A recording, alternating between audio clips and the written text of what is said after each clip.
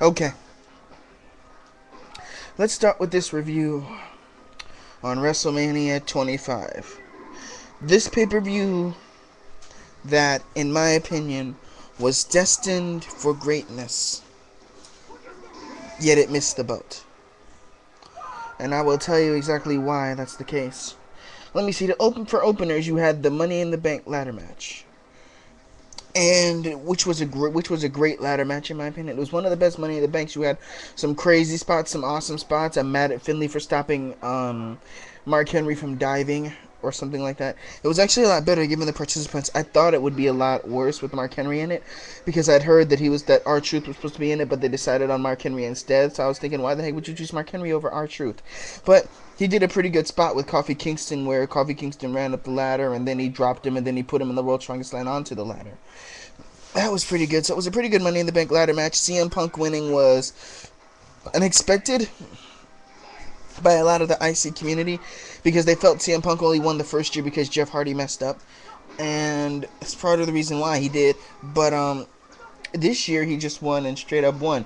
So when I'm watching this, the first thing in my mind is, okay, if CM Punk won, then that means Randy Orton should win the main event, so they get to continue their feud. If he decides, if Randy Orton wins the main event and CM Punk cashes in that night and then wins it from him, may have been cliche, but it wouldn't have been a good way to kickstart that rivalry again. But for your second match of the evening, let me guess. Let me think. Let me try to remember. Second match of the evening, was it after the first Money in the Bank match? Was that the Kid Rock segment? Yeah, it was the Kid Rock segment, and then the 25 Diva Battle Royal. This is where they dropped the ball in a very, very huge way. I'm not mad at the match. I'm not mad at the match ending. I'm mad at the entrances. The fact is, they had all 25 Divas come out when Kid Rock was performing. They didn't even introduce the Divas. They didn't even give the Diva music. What I was expecting was some sort of like Royal Rumble thing where it would start out with 2 Divas, and then occasionally seconds would count down and another Diva would come out. And the music would hit, and the crowd would pop or something, depending on who the diva was, and it would lead up to what they are. But what you got was all 25 divas in the ring at one time, in a cluster match in which you could barely even keep up with what divas were getting eliminated and what they were doing.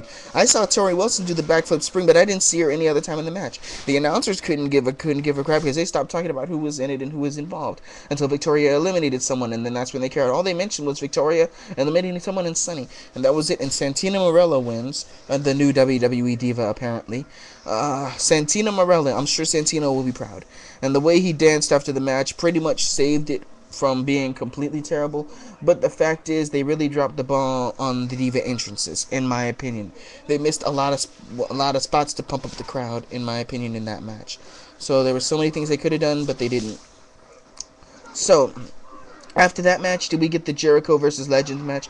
Yeah, because I remember telling my friend that they're probably just getting these matches out of the way for the big ones later on. So next we had the Jericho versus the Legends. This match I'll give a very high rating of stars to. Oh yeah, the Money in the Bank match I gave 3.5 stars, and the Divas match I gave a 1.5 star, because it wasn't even really a battle royal. It was just the cluster and throwing each other out, and none of them get to be Miss WrestleMania. So I have 1.5 stars on the Diva match.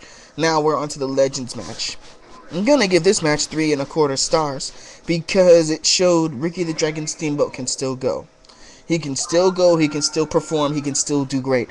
And I don't know, maybe he'll make another comeback after this. But he didn't look like a man that retired 15 years ago with a back injury tonight. He looked like he had just wrestled, like he'd been wrestling in the Indies, even though I'm pretty sure he hasn't.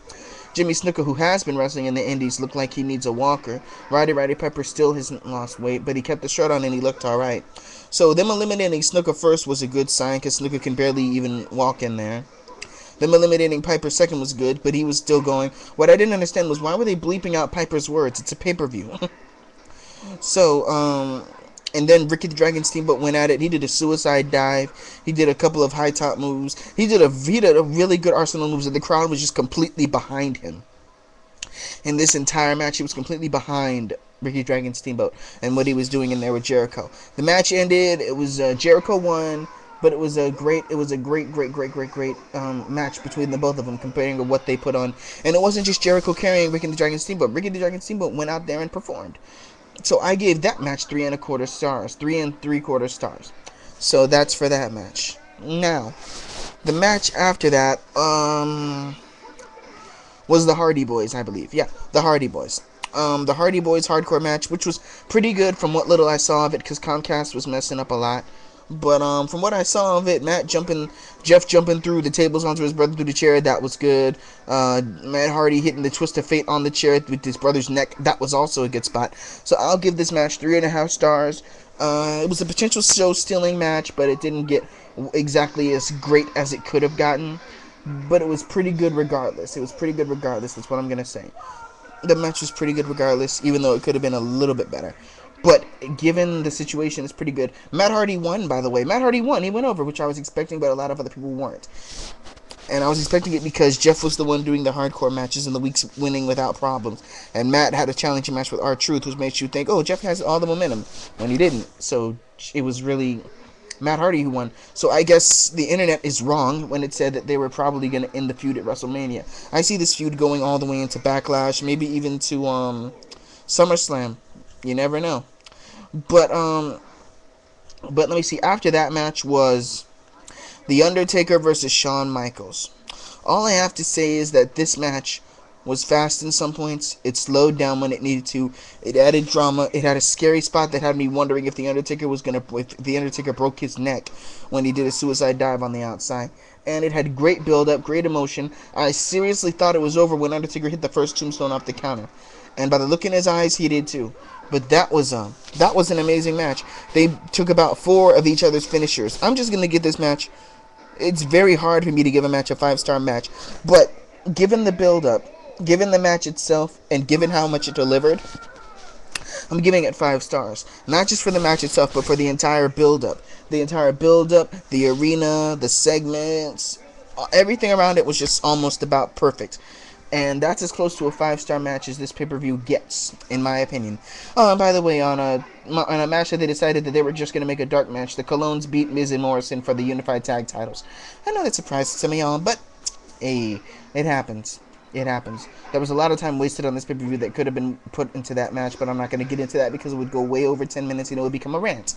So the next match was after Shawn Michaels, and then was the triple threat match between John Cena, Big Show, and Edge.